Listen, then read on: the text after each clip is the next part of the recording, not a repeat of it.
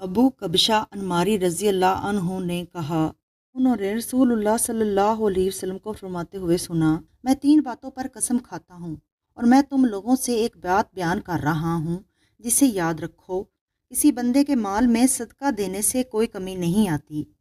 یہ پہلی بات ہے، اور کسی بندے پر کسی قسم کا ظلم ہو اور اس پر وہ صبر کرے تو اللہ اس کی عزت کو بڑھا دیتا ہے، یہ دوسری بات ہے، اور اگر کوئی شخص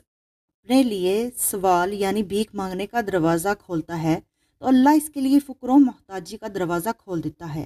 یا اسی کے ہم میں نے آپ نے کوئی اور کلمہ کہا، یہ تیسری بات ہے، اور تم لوگوں سے ایک اور بات بیان کر رہا ہوں، اسے بھی اچھی طرح یاد رکھو، یہ دنیا 4 قسم کے لوگوں کے لیے ہے۔ ایک بندہ وہ ہے جسے اللہ تبارک و تعالیٰ نے مال اور علم کی دولت دی،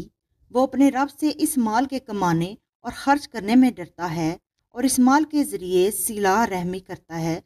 اور اس میں سے اللہ کے حقوق کی ادائیگی کا بھی خیال رکھتا ہے، ایسے بندے کا درجہ سب درجوں سے بہتر ہے۔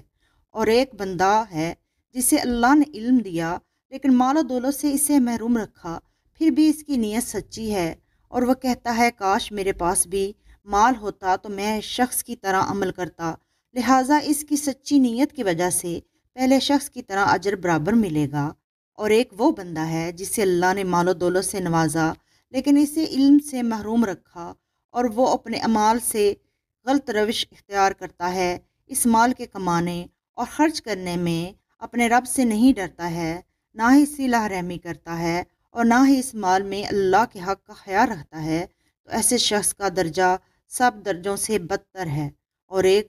وہ بندہ ہے جسے اللہ نے مال و دولت اور علم دونوں سے محروم رکھا، وہ کہتا ہے کاش میرے پاس مال ہوتا تو فلاں کی طرح میں بھی عمل کرتا، یعنی برے کاموں میں مال خرچ کرتا، تو اس کی نیت کا وبال اسے ملے گا اور دونوں کا عذاب اور بھار گناہ برابر ہوگا۔